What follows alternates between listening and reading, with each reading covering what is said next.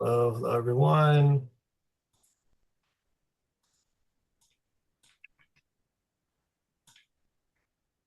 Everyone, thanks for joining us. We're just going to give it a few minutes to let everyone hop on, and then we'll get started. But not too long. So thanks for being here on. Yeah, All right. I know everyone's time is so important, so we won't Uh, probably give it to a few minutes after, maybe like 33 or something around there.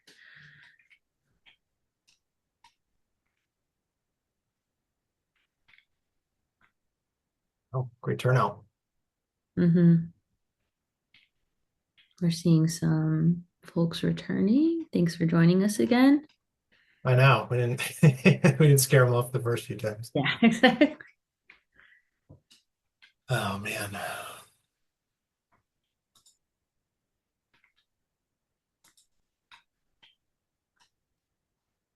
Not to bring up the weather, but I hope everyone has Uh, okay weather out there. I know I got a thunderstorm going on. We were talking beforehand that I'm worried that the power goes out. Uh, if it does, and Andy will fly solo for the whole shebang. Yes. All right, cool. Give it like 30 more seconds. Yeah, we can get through the intros. Yeah, maybe we just get started with intros and then Sure. Yeah. Looks like we have a good amount of attendees already jumped on. So, thank you all for joining us. And again, thanks to anyone who's returning. My name's Andy, and this is Tyler. And we're doing a webinar today on the new public media playbook, digital fundraising for FY26 fiscal year upcoming. And just a little bit about us. I'm Andy Orozco. I'm the partnerships and community manager here at Tanager. I formerly worked at LAist, Los Angeles NPR, and then Station and LA Times. Tyler, I don't know if you want to do a quick intro. yeah. Hello, everyone. Thanks for making it out. You may have been to one of our previous webinars or seen some of our content previously. I personally have been in the digital space for a long time. I have several clients in the space right now. You'll see quite a bit of stuff and samples and assets from KUOW today. We've also done recent projects with American Public Media and a few others. Um, we'll touch on this later, but think we're just trying to bring some best practices that in years of serving the community, as I'm sure, and I hope everyone sort of smirks themselves, haven't quite made their way to public media yet. And I think the iron is hot and the time is right to kind of get that going now. Yeah, definitely. Before we get through our agenda, we'll just mention briefly that if you're attending PMDMC, Tyler will be a part of a workshop from airways to algorithms. So if you are attending, we would love to see you there, and just keep an eye out for the final time and day that will be a part of the PMDMC schedule. So it'll be on growing your digital donor base. So just keep an eye out for that. We'll also be sending some emails around that as well. So you'll get some reminders from us. So no worries on that. And then we went through some intros already, and just to give you some idea of what we'll have ahead in the next we're going to present for about 30-ish minutes, and then we'll give some time for Q&A at the end. So we'll go through as funding tides shift. Obviously, there's a lot of changes right now in the landscape. So kind of just going through that a little bit, discussing what we're dealing with currently. Beyond post and pray. So kind of looking at how to be really effective with what you're doing and how to think about how to actually distribute everything in an effective way. Reaching all donors. We have lots of types of target donors, and depending on your market. So looking at that and how to reach them and get in front of them, so that way they can become a donor or donate more. Channel surfing with purpose. There's a lot of options, obviously, out there on what you can include in your marketing campaign, in your mix, and so. We'll look at what are some of the options and where to put your dollars to work the hardest and most efficiently. And then finally, we'll give you some key takeaways with from webinar to winning, and just letting you know, like, how can you put this into action? How can you actually take some of these ideas and lessons into action in your own planning at your station? And like I said, we'll have a Q&A at the end. But if you have any questions along the way, feel free to pop it in the chat, and I'll be keeping an eye on that. If we have time, we'll answer along the way. If not, we'll definitely keep it in mind so that way at the end we can answer the questions. Uh, Okay, cool. So we'll start here with, as I mentioned, as funding tides shift, charting public media's new course. So kind of just discussing where we are with the current landscape. Awesome. Yeah, thanks again, Andy, and thanks again, everyone, for making it. Really encouraged by the amount of turnout, both from registrations and who showed up. Again, I will be at PMDMC, and I look forward to meeting some of the faces here then. What we want to start with, as we noted, is what might seem a little self-obvious, that there are some changing realities about public media. My hunch is most of that might be understood. And having conversations, I think a lot of it may not be. We're going to look at just challenges now and then talk about some of the opportunities that creates, and then spend really much of the rest of it continuously focusing and honing in on progressively more implementable or actionable takeaways and strategies based on these sort of big picture that we're seeing here. So in seeing the registrants, we have a broad spectrum of industries and teams that are represented. Our intent putting this together is whether you're here in the middle or at the end, you will see some level of insight. I always heard if there's one really good takeaway from something like this, you're doing well. And so to start off, we just want to review what is that probably all of us understand is changing with public media. Obviously, there's looming threats. We've seen action taken on that legislatively in some places, and there's simply the threat of that looming over our heads elsewhere. Some stations, as I'm sure some here have been affected by layoffs, so we are required to do more with less. Further resource constraints mean that we must raise more money with less budget to both accommodate the budget shortfall, but also have fewer people and fewer players, on the field to help us do that. And finally, as may or may not be the case to varying severities, there is just broad economic uncertainty as part of the fiscal cycle, which affects the amount of disposable income, which affects the performance of our roles in raising money. So obviously, that's the bad news. The storm clouds are coming. We have quite a significant opportunity in front of us to take advantage despite that. So obviously we have a very energized supporter base right now. We have some friends old and new, which are going to be very interested in supporting our mission.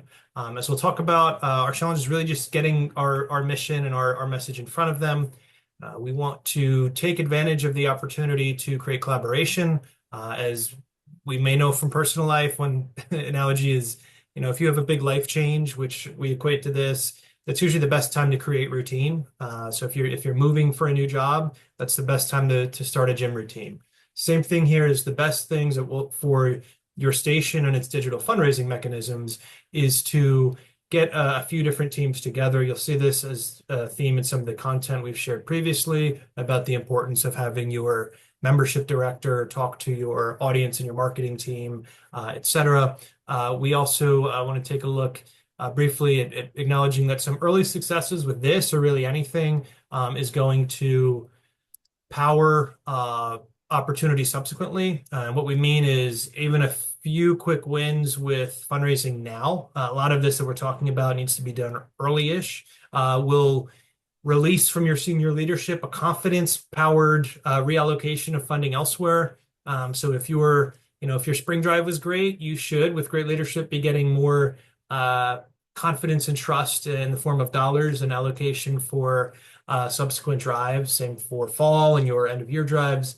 And finally, just a small note here that will also make itself present, but probably less so, is that if there is a silver lining to some economic uncertainty for certain sectors of the economy, namely e-commerce, that has downward pressure on prices and our acquisition costs for other organizations. Similarly, I'd note that the instinct can be, and I've done a lot of work with nonprofits to scale back.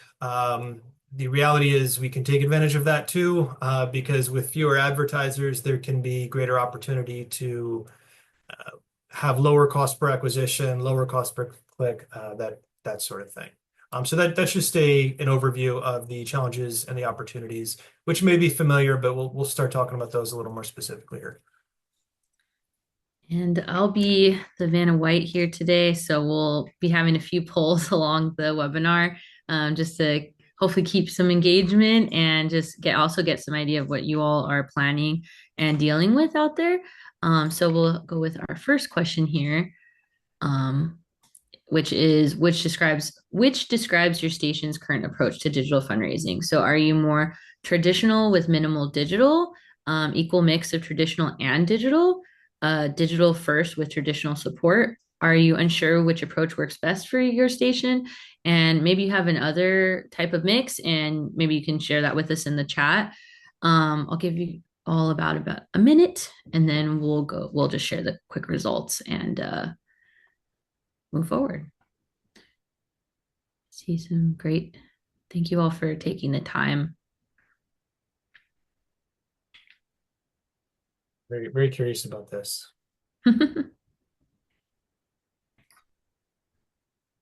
Okay, gonna give it about 5 more seconds and then we'll wrap it up on the poll. Okay, so as you can see, I'll share the results. So we're the top choice here is equal mix of traditional and digital. And then second is primarily traditional with minimal and digital. And then we have a few that are unsure which approach works best for them. Thanks for sharing. And now back to your scheduled programming. Beyond post and pray, building distribution highways, not hiking trails. So just having some plans in place where it's not just throwing it out there and hoping for the best, having some more strategy behind things. And Tyler will go through that a little bit more. Yeah, absolutely. So on the next slide, we talk about how what public media organizations historically excel at. Can you go to the next slide, Anthony? Is engaging with their existing community. Great content gets posted on Facebook. Very productive messages are sent out via email. The on-air broadcast speaks to the people that are already listening to the on-air broadcast. I'm sure we all know this from personal experience. These teams say the right things for the right audience. We're able to extract great engagement and ultimately revenue from our existing audience. However, that's not enough when no one sees it. And that's something, again, you'll see is thematic to a lot of the content that we've shared previously in our webinars as well. What are some examples of this being insufficient? Well, it tends to be eye-opening that if your fundraising solution approach on digital is largely predicated on posting on Instagram or LinkedIn or something like that, you will probably see from the reach metrics that you can get from your business manager that if you're getting more than 2% of reach of your following, you're probably doing really well. And in fact, we had a recent client that had, I don't know, 38,000 followers or something like that. And the average post was seen by 200. That's less than 1%. You Yep. probably, yeah. And you see email open rates, if you're doing well, that might be as high as 40% because again, or PMOs speak very well to their audience. But at the end of the day, only 5% of the people you're actually emailing might be clicking through to the content. You have 10,000, 100,000 people that you're paying for. You're paying for that highway. You're paying to use those distribution mechanisms. Are you actually succeeding in connecting with them? And I think the direct mail piece, the SMS text piece, the billboard piece are self-explanatory. And the reason we bring these up is this may seem potentially oldish news, but when we see the data and we say, we have a mix of the two, what do we get rid of to reallocate? We're working with less money. The case here is, how do we get past this? How do we eliminate things? Because you never want to get rid of everything. I mean, social media certainly is a digital channel.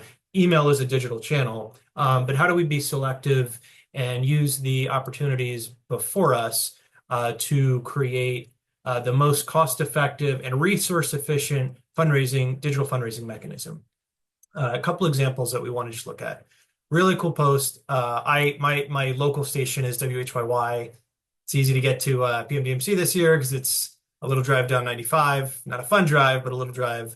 And what they did, I saw recently, is they achieved distribution. Now they had to pay for it, like distribution period has to be purchased. The people that own the means of distribution is it's Facebook, it's MailChimp, it's the Philadelphia Phillies.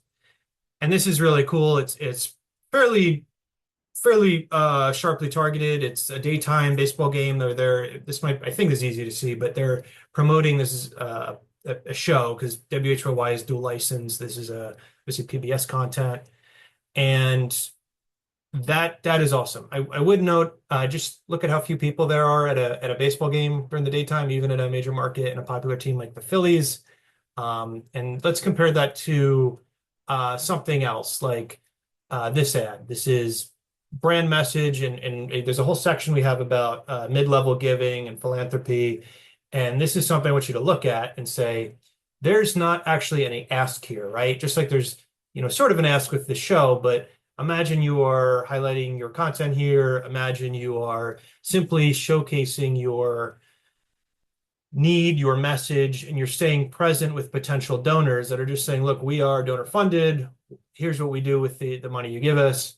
And then as we go to the next slide, we kind of have a comparison about, why would you do one over the other given a limited budget? And also, frankly, it's appreciated that the majority of stations here are not going to be able to buy billboard space at an active Phillies game because of the simple cost, which I very modestly, in the interest of my hometown station, said, look, it's 5 to 10K for a placement, possibly, possibly more if it's later in the season, it's a night game.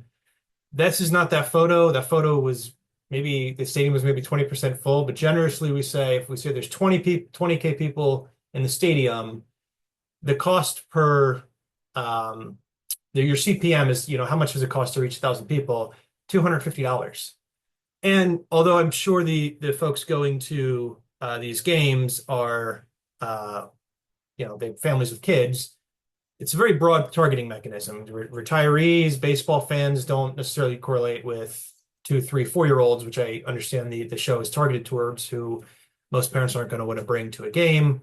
Contrast that with an ad that's targeted to donor lists. When we had our Giving Tuesday webinar, we found out that 0% of stations, at least of the 20 to 30 that answered, then did not use the donor list that they email. That they can only reach 5% of the people there on social media.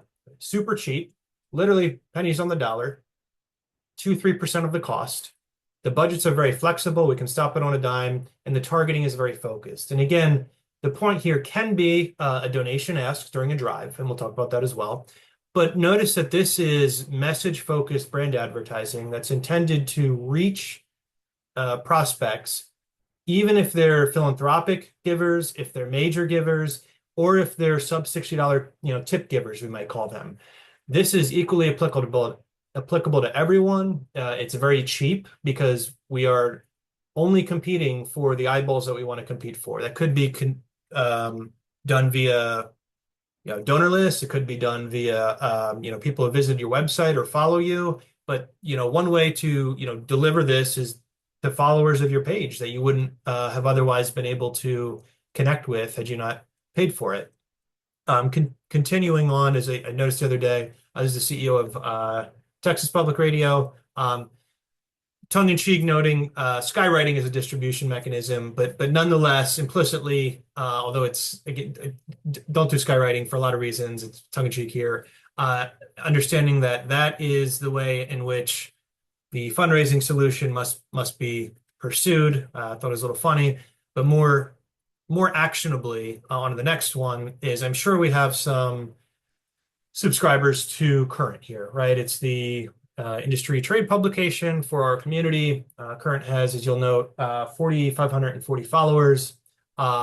This was right when news sort of more actionably broke about the funding potentially being cut. I made a comment that just shared some of our content. Please check it out, tanager.digital/insights. You'll notice that between the engagement on the post itself and a few likes on my comment, that this is a much stronger than average comment that got distribution because it's attached to the post of 871. It's only about 15% of Current's entire followership. And I accessed this a week after I posted it. The point is to underscore, even in a best case scenario, you're reaching less than 1% up to 15-ish% of your intended audience.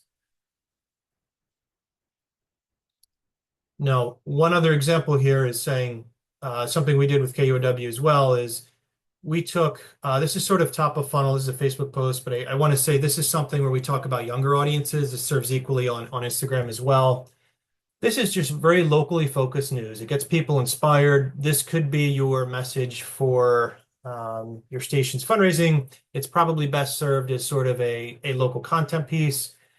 We put $500 into this, but scale that back for your station, $50 to $100, and understand that while we reached 70,000 people, 7,000 people for $50 is really good too. Just imagine what is 7,000 people and what would that cost to email 7,000 people? How many people that are actually following you that are already warm prospects are going to reach that? When you're pressed for dollars, when you're pressed for people, this is probably 10 minutes of time to do. And if we look even here, how cheap, 4.86 or $4.86, sorry, I've been looking at a lot of numbers today, $4.86. It was a CPM on this. One out of every three people that saw this clicked it in some way, whether they clicked the link or they clicked to like it, or we had 150 organic shares. If we scale that back to even 10%, that is really, really strong. And it's because we connected the content we have to the people that are maybe familiar with us, but a little less inspired. And that's how we sort of gently and cost effectively start to bring them into our fundraising mechanisms. And then sort of closing out my abbreviation here is I say don't take this from me. You know, as we know, the audience is falling. We have other content about that. That's okay because the audience is going to digital. But if we look at the decline of the broadcast today, which is not nothing, it's still going to be your strongest outreach tool. But map that to the global ad spending by the biggest players, as in this is a combined like Fortune 500, S&P 500, something like that. Top 500 in the international, even beyond that.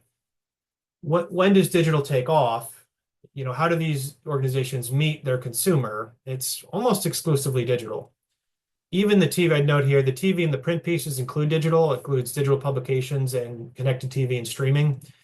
These organizations that are several years ahead of us, I know that just coming from that sector, that the opportunity, if you don't take it from me, can be taken from the sort of people that are whose livelihood is even more aggressively tied to financial outcomes. Next, we'll discuss reaching all donors. So, like I said earlier, we might have a lot of different target donors in mind when we do our marketing campaign. So, maybe that's a casual contributor or someone who could be a major gifts donor. So, we're just going to talk through that. But first, one of my favorite things, and maybe yours too, is another poll. Which donor segment is most challenging for your station to reach effectively? Is it first time entry level donors, mid level donors, major donors, sustaining monthly donors, and lapsed donors? And we know that like with donor members, it can vary with the amount, but at your station, with how you categorize donors, which is the hardest. And we'll give this about 45 seconds, so maybe 20 to 30 more seconds for everyone to participate. And then we'll share the results. I'm sure everyone's very curious.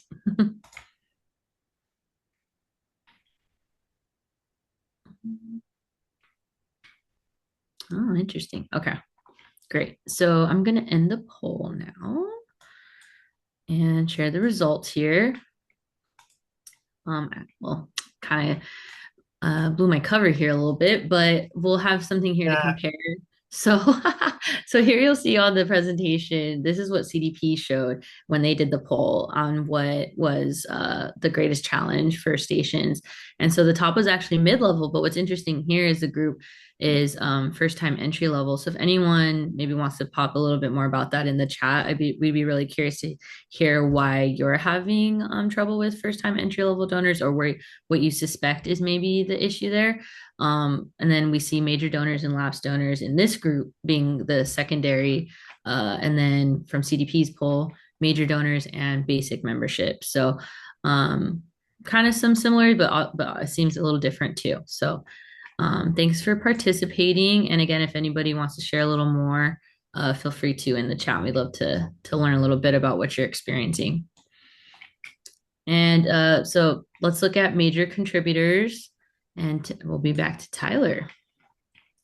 Yeah. Thank you, Andy. This is fascinating. One of the realities of what we're I doing is have we're learning. a quick question, Tyler. It's actually going to be allowed to talk, so if you have a moment, um, are you okay with taking a question right now, Tyler?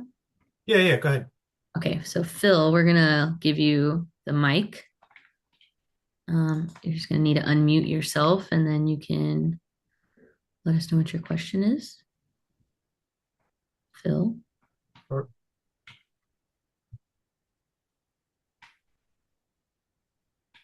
Hi, Phil. We're not hearing you. Or Tyler, are you hearing?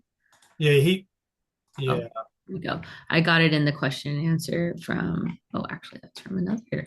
Yeah. Okay. Well, Phil, if you could actually pop that in the Q&A or in the chat, um, we would really appreciate that just so we can, because we're not able to hear you, unfortunately. So this is But we do have a question from Patrick, or just a comment. First-time donors are tough due to lack of new member journey.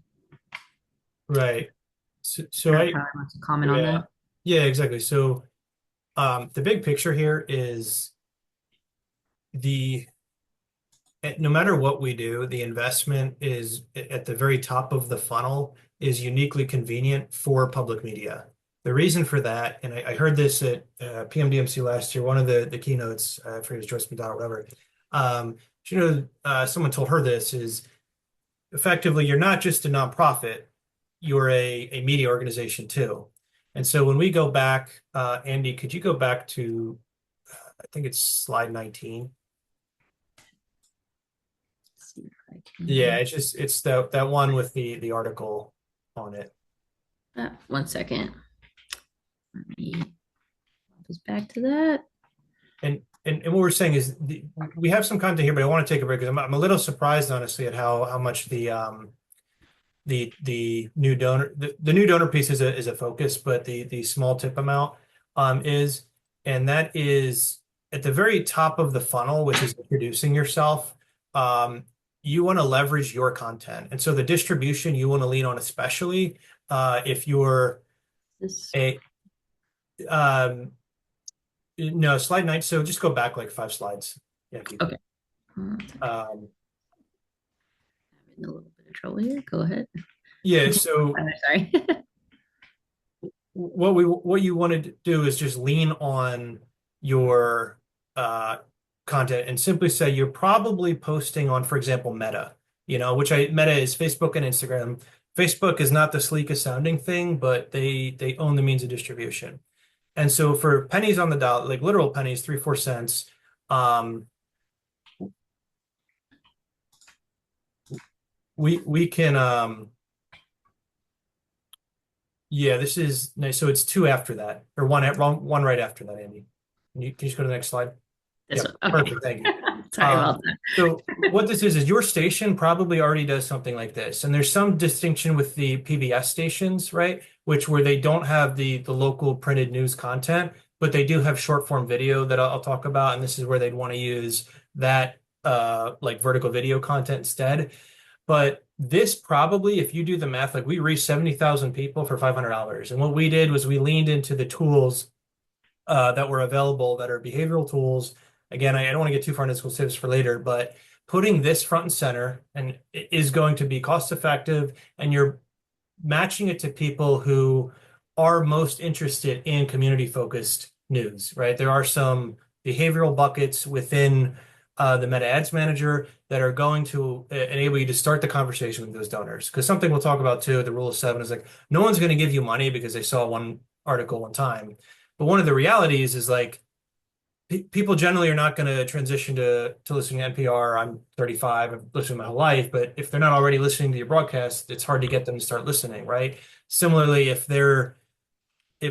if I hear the only time I listen to my local radio station, which yes is WHYY, but it's really WRTI, which is a local classical station, so they just listen to it on repeat to the gym and back most days. Uh, I can't donate with my phone when I'm driving, right? And so this is something to connect the prospective user with this sort of content. Andy, is it possible to go back to like 4 slides? This should be Yeah, let right. me try to click. yeah, just with the sort of content that's uh, yeah, perfect. Yeah, perfect.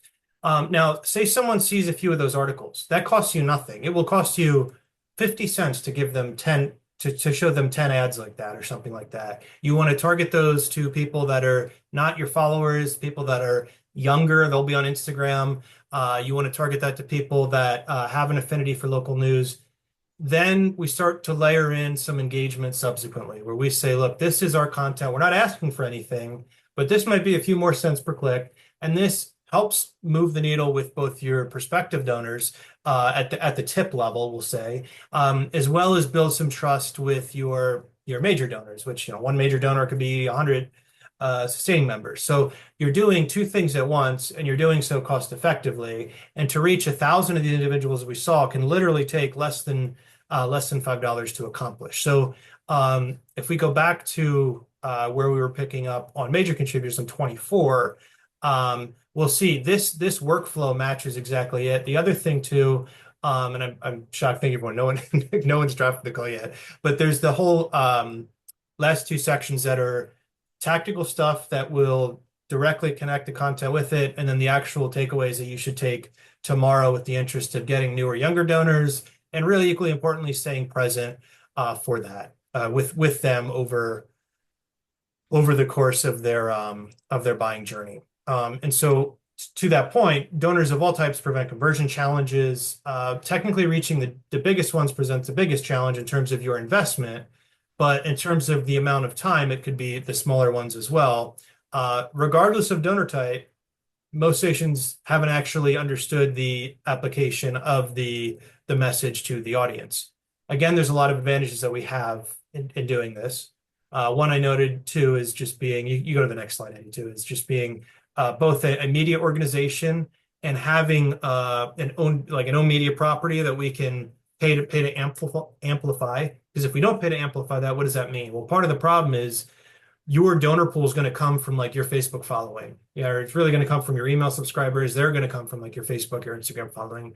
If you're not talking to your existing following, you're certainly not going to grow your following. Or I'm sorry, grow your potential donors. So we mentioned the rule of seven, that we need 7 touch points with anyone to really move the needle on a prospect and get them to think about it.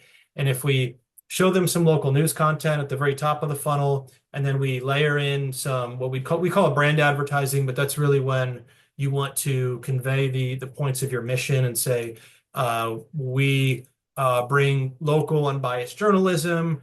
Maybe, you mentioned, as we do with KOW, that they're 92%, listener funded. Maybe you have other points that you want to bring in. But then, and you can use the news to start the conversation with younger donors, and you can layer that messaging as a third step after the news piece, after the brand piece, with very urgent fundraising, right? Because imagine, how is that message about, look, it's a tough time to be a public media station, help us out? How does that land on someone who doesn't connect with you versus someone who's been listening to you for a while, someone who has seen your local content in addition to hearing about it, then who maybe has seen some video advertising on Instagram stories or YouTube Shorts, and now they have a relationship with you. And all of these are available via tools on channels. I think Meta's going to be the best for a lot of folks, for better or worse. It's just, you have to play the game.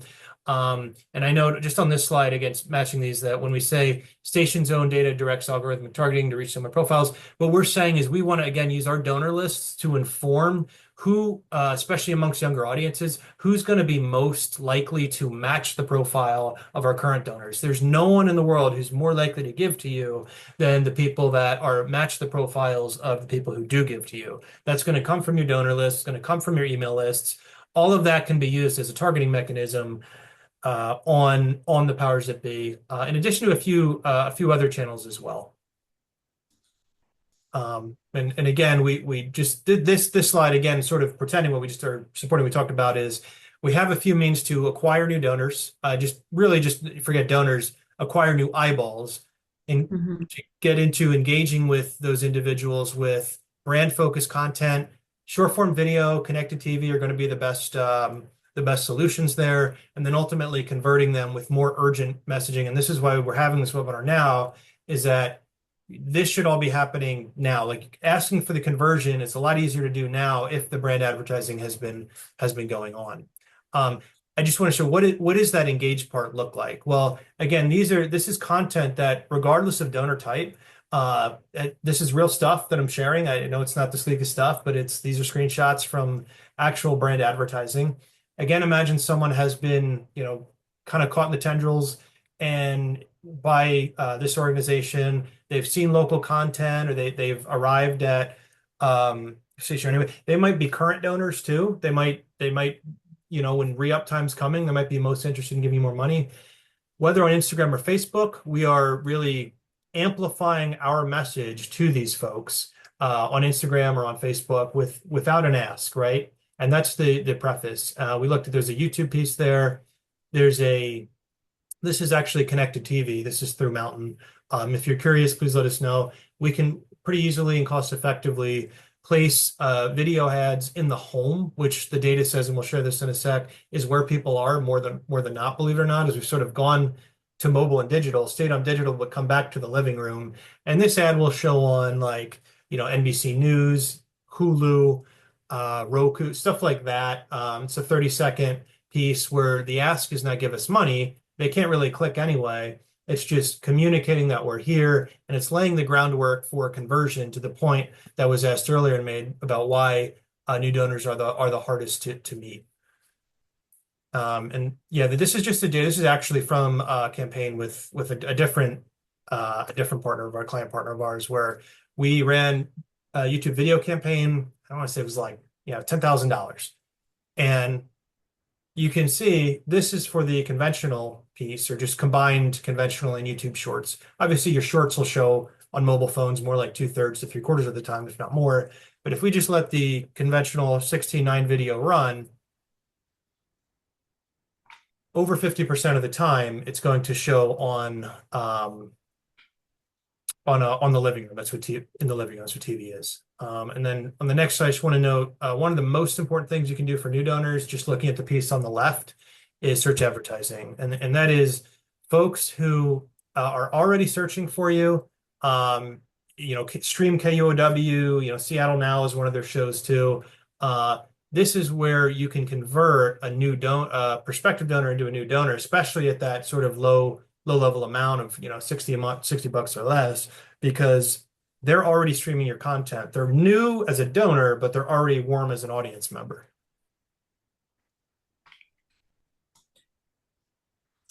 Okay, great. Next section is me channel surfing with purpose, which I actually see a question I think that's going to relate to this.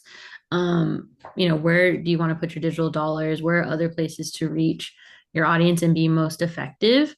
I'm going to hold this question to the end just so we can get through some of the slides here, but we'll be discussing, different options here and where to put your dollars to be most effective. Okay. Yeah, cool. And Phil, thank you for that. I will hustle through this as best I can. That is a very thoughtful question.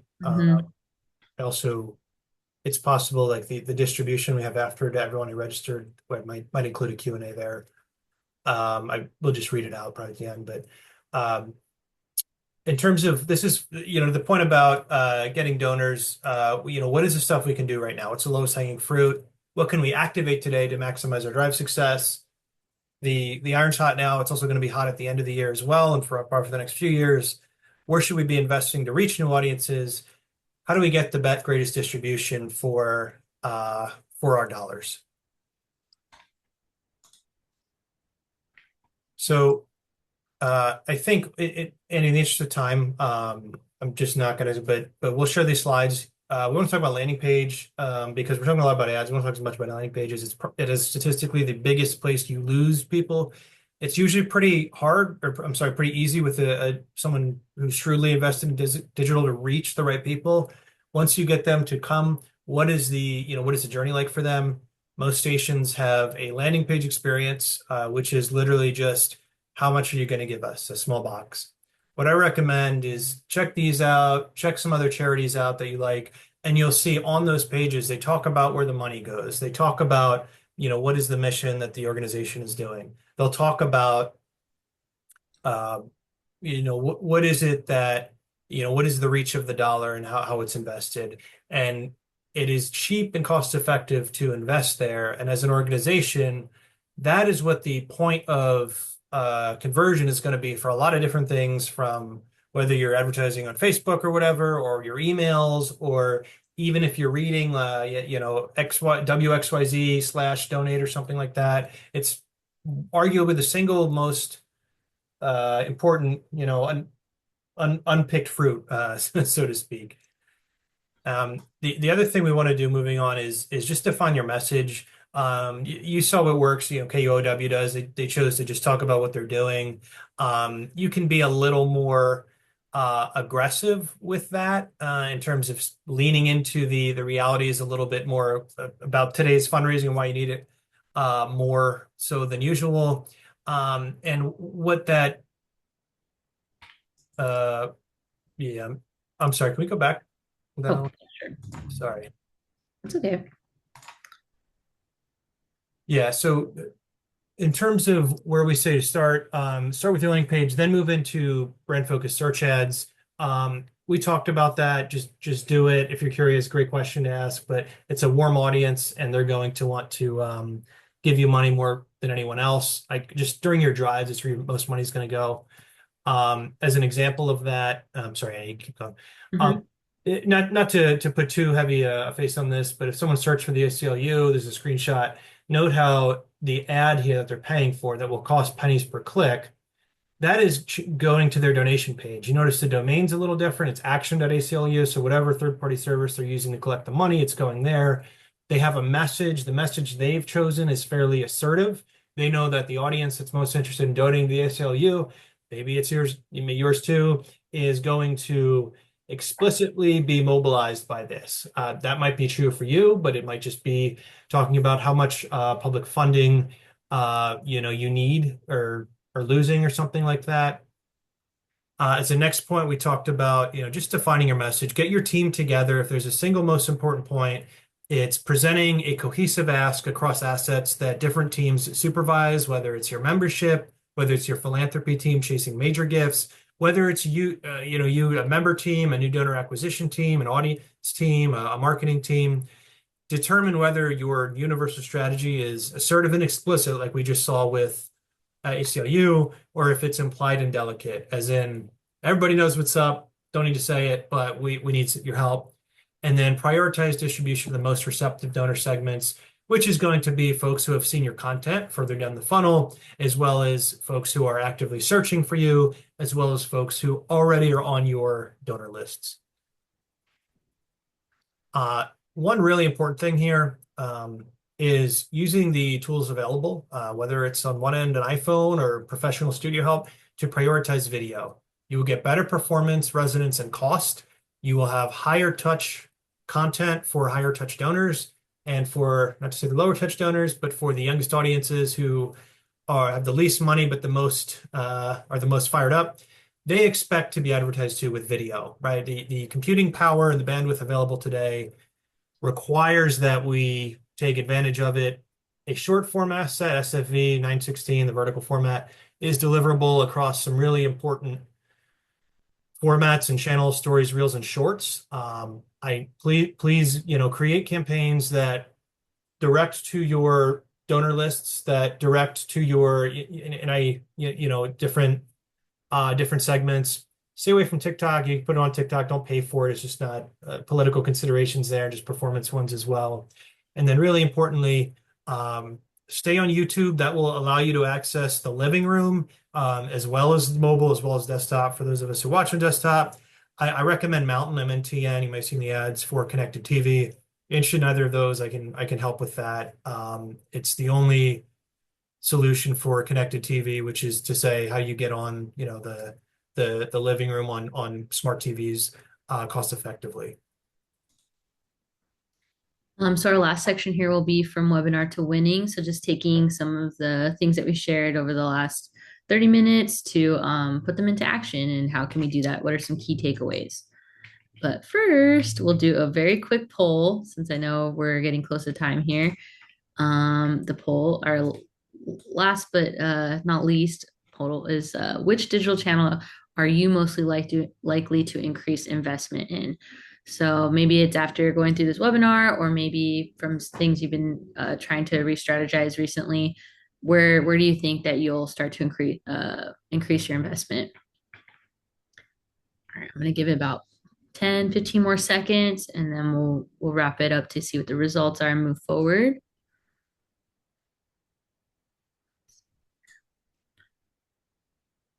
I personally like what I'm seeing. Okay, cool. I'm going to end this poll and share the results for all of you to see. So social is the top choice, which I think Tyler's probably happy to see as well, just because we obviously see a lot of great results from that. And then display programmatic, which Tyler and I were also discussing this morning, that's one that seems to be pretty popular, and there's some pros and cons around that channel for sure. Yeah. But thank you for participating. That will be our final poll today. So we'll take you through some takeaways here. Tyler, do you want to walk me Yeah, through the yeah. last So couple of slides here? we'll close out in the next 5 minutes, and we'll stick around for a few minutes for Q&A. I just did that poll, that's surprising, but I'm curious if the display programmatic isn't the larger stations. I hope it is. Social is important. During your drives, and we'll get into this literally right on this slide. What a great segue we put together for this webinar, right, Andy? During your drives, put your money into your paid search for your branded searches. And we'll get into that, but that that will be the most ROI, the paid social, because of the targetability and because of the social proof. As you saw some of the content that we shared earlier, where you see an ad that has like 8 of your friends liking it, and you're able to visually and with text-based promote the mission. That is really powerful and it's encouraging to see. In terms of like what are the immediate takeaways, the most powerful thing I've ever seen done at public media stations is having your marketing team work with uh, your membership team, with your fundraising team, because you can achieve economies of scale by merging, be on the same page and merging your budget. Why is that? Well, if you have twice as many dollars that you can put into any ad placement, it's not just more ads, right? Like search advertising, for example. You can, even if you only get 30 to 50% more ads, you're then increasing your average placement top of the page by more. If you're able to pay more for your social ads, you're getting top of feed above the full placements. And that's really important. Again, competition is fierce. It's a good time to be there, lean into it. I say allocate, if hopefully look at your budget quarterly as you start into, first part of fiscal 26. It's probably maybe your slowest season traditionally. That's probably not going to be the case this year. But don't be afraid to put some money into introducing yourself with a brand focused message. That's the paid social piece we saw in the poll. But highly recommend, believe it or not, even though nobody said paid search, during the drive, if you were to do one thing, it's tagging your brand name with that, as we showed. I promise you, especially if you were like anticipating people searching for your shows, for your content, if you have some critical mass of listeners, that's going to convert a warm audience into new donors. I have the data. I promise you. If you don't believe me, I will gladly show it to you. Um, Moving into the next one, just an interest, just to summarize as much as we can, donors are pretty fired up. You can beat the donor hesitance fueled by macroeconomic uncertainty right now. That's what you can do. That's why like you have a 3 to 6 month runway to do this. There's a competitive advantage that you as a non-e-commerce tangible goods advertiser are going to have, given just the international trade situation that's unfolding. You will have some early wins will allow you to build some confidence with your senior leaders to build autonomy. And if you talk to someone like us, get some money to put it into like even more potent channels. And then finally, as I know, like the last takeaways here is activate branded search ads, even if it's just during your drive, if you have a fall drive for 5 days, put a lot of money into that. I promise you. And you will see it, especially if you have the broadcast going on. If you have that a 5 day window where that gets pushed out, it's a demand capture tool. It's a value capture tool. It's really potent. We talked about boosting local news content. It's 3 questions already about reaching those donors. This is how you do that. This is how you get in front of new donors. The first year I worked with KUOW, we increased their social following by 107% just by doing that. And the reason for that is that we're taking like our proprietary, like, golden bullet, pardon the expression, and we are using that community focused news and showcasing that to everyone. We're just putting the product front and center. It's the cheapest advertising you're going to get. And then we can layer other brand marketing, cost effective brand marketing, because we're only targeting people that saw those ads or engaged with those ads. And that's then the next step is we're going to share a very mission focused donation ask as a third step. Remember the funnel: acquire, engage, convert, to very cost effectively convert those folks. All of that will be a fraction of what it costs someone to put a billboard up at a baseball game that no one went to. And then finally, I can't say this enough, get together as part of the collaboration and put together a video strategy that accounts for short form and long form, that gets you on YouTube conventional and YouTube Shorts, Meta Stories as well, Meta Feeds, and connected TV. Thank you for bearing with us. Yes, I Andy, it's all you. Okay, cool. I thought you was wrapped up, so I just hope I didn't jump the gun there. But great. So we do have one question. So if anyone's interested and wants to hang around, we'll go through that. And then I will also just pop up our contact us slide in case anyone is pressed for time. Feel free to reach out to us. My email is the one that sent out the outreach to invite you. Again, Tyler will be at PMDMC. And I'll also pop in our chat here the link to our blog page where we have some past webinars hosted there. We have some specific blogs. We have some that might be really relevant if you're trying to do a fundraiser in the short term and get some quick campaigns going. So just take a peek there. And again, keep an eye out for future webinar invites, future content that we'll be sharing. And if anybody wants some dedicated time, again, please feel free to reach out to us. And we love to help you out and figure out what your current situation is and what we can help. But yes, let's go back to Phil's question here, just to give some time to that as we had promised. So there is some stuff we did tap into that I think might have answered Phil a little bit, but your question is, what methods do other stations use to gain new members? Slash donors besides mailing out letters. We do a few mailings a year to try to acquire new members, and the ROI is not worth it. We're getting ready to do an email campaign to those that aren't already donors by purchasing an email list with certain demographics of those we are targeting, education levels, and household income levels. I have some thoughts, but Tyler, did you want to jump on that one? What do you think? Yeah.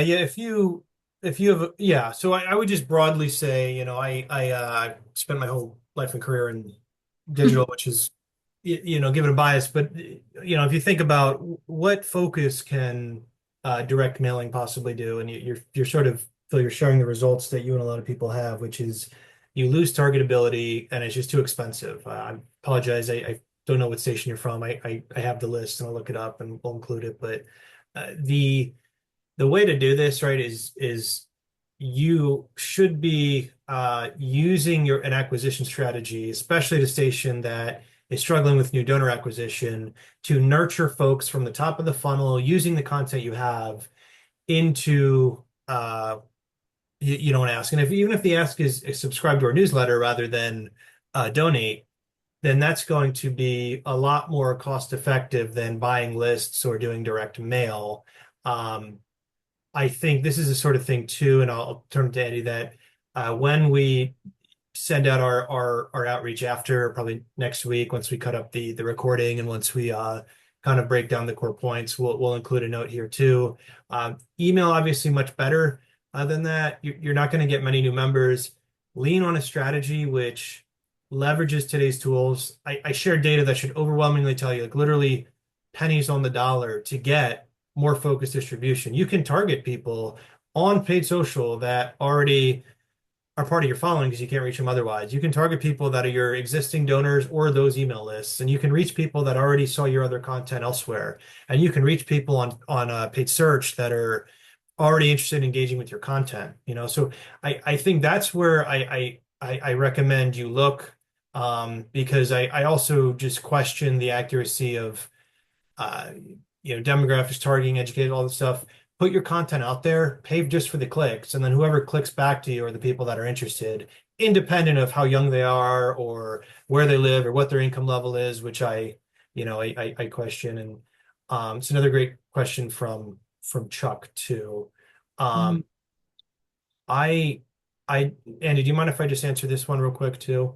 Yeah, I guess just the Phil's final question. note on Phil's is just that when you're purchasing that list for the email campaign, like we would love, I mean, it'd be interesting to know how much you're paying per email because I think comparing things, you might be happier with some results elsewhere, paid social or paid search. The other thing is that your email list may be having those certain demographics that you're targeting, but that's going to be the first time that a lot of these folks might be hearing from you. And those aren't the folks that you are going to get donations from. Maybe that might be great to get your content or your branded campaigns in front of them. So they're introduced to you, they become a fan and are interested in the content, and maybe down the line become donors. But I think some of the other options we mentioned might be better for that to reach your current fans and current audience that would be interested. So that's all I'll add for Phil. But yes, let's go to Chuck's question. And then thanks, Phil, for sharing $35 per 1,000 emails. Okay, that's interesting. Okay, thank Yeah. you. I And would say that's inexpensive, but maybe we get what we pay for. Yeah. I think Chuck's question is, we're a music station. How does that change the approach? right. So great question. And the biggest distinction in approach that I've seen is between stations that have a website with news content, right? Locally focused community news content, which tends to, all news is local, all politics is local, all everything's local. People will respond to what's down the road. And PBS stations, right? Which don't have that. They just have video content. So if you're a music station, what I would say is, do you have any unique content, period? And again, this is where I can look at the guest list and see, Chuck, where you're coming from. We talked to a music station earlier in the year, and their news was about jazz, for example, or I'm sorry, it was a dance station. And um, yeah, great. So I can let me just quickly look this up. KSDS. Jazz 88. Yeah, yeah, San Diego, the most beautiful city. That's so.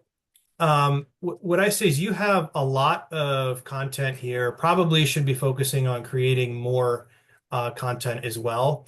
What I would look at is starting with the behavioral tools, the same tools that we would want to connect that news content to the prospects who are interested in local news. So if you don't have local news, but you do have a jazz identity, you do have a blog here. Um, you, yeah, you actually have a lot of fairly recent jazz content.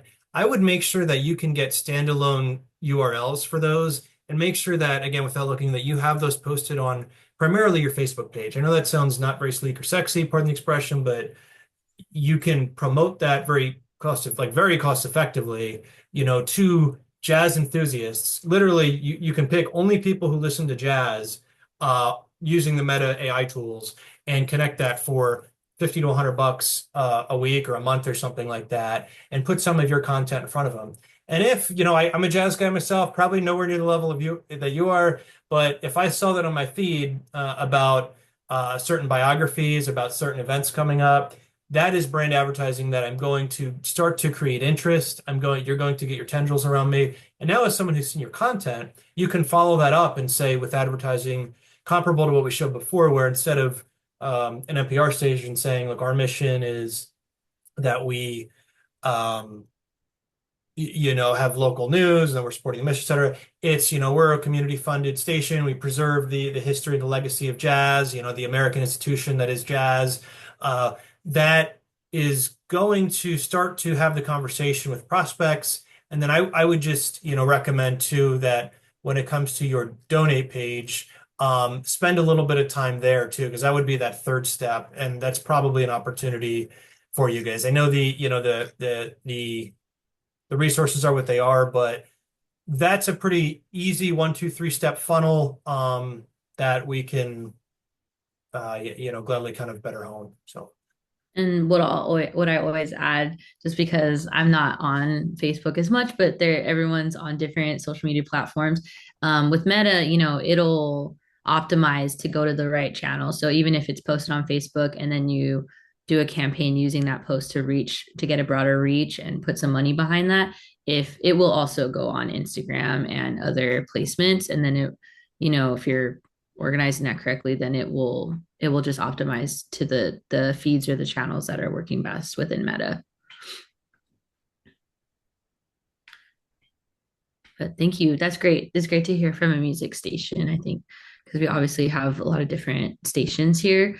So we're going to wrap up. I'm not seeing any other questions.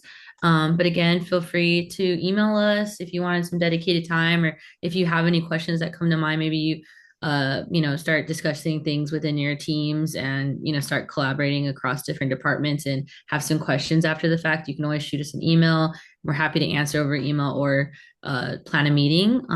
But yeah, thank you all for your time today. We really appreciate it. Any last comments, Tyler? No, thanks everyone. I appreciate the time. It's an important piece. We will be following up at some point with probably not the whole recording, just like the highlights of it. Feedback's also great too as we do these, because there's so much content to talk about and such a disparity between what a lot of stations are doing and what they can be doing. And my final thought is I will be at PMDMC giving a session talk. And subsequent to wrapping this up with you, we'll have some more content there. I know that's not affordable for everyone. It was a challenge for us too.